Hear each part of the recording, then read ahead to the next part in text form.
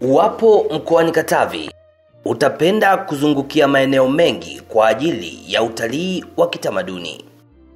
Utalii huu wa kitamaduni unatokana na makabila wenyeji ya mkoa wa Katavi kuendeleza mila na tamaduni zao na tawala za kitemi, yani kichifu.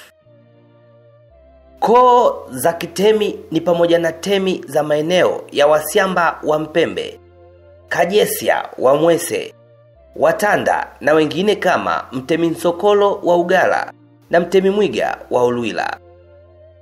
Koo hizi za kitemi zimekuwa sehemu ya kulinda na kuhifadhi utamaduni wa makabila yao, ambayo kwa asilimia kubwa imekuwa ni kivutio cha watu wengi sana.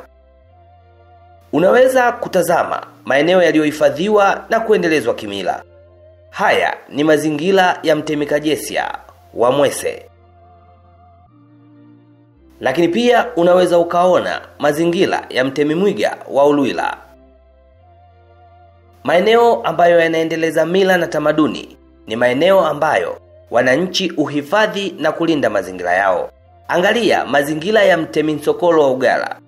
Wenyeji wa eneo la Ugala huamini katika kutunza na kuhifadhi mazingira. Hawaamini kabisa katika ukataji wa miti wenyeji hao. Miti ya eneo la Ugala imekatwa na wageni. Uwapo Ugala, utapenda kuona mazingira mazuri ya mto Ugala. Eneo hili watu wengi huamini katika nguvu ya mizimu. Na zilikuwepo taarifa zinazosema unapopita mto Ugala kwa treni, unaweza kuona mizimu katika eneo hilo. Eneo hilo ni eneo la daraja, na wenyeji hao husema na kama msipotoa sadaka ya sarafu za fedha, basi treni inaweza isivuke daraja hilo, na imani hiyo ipo mpaka leo. Pamoja na mambo mengine, mto Ugala umekuwa sehemu ya chanzo cha uchumi kwa wanaugala kutokana na kutoa samaki wengi katika shughuli muhimu za uvuvi, ambapo samaki maarufu aitwaye kamongo hupatikana kwa wepesi.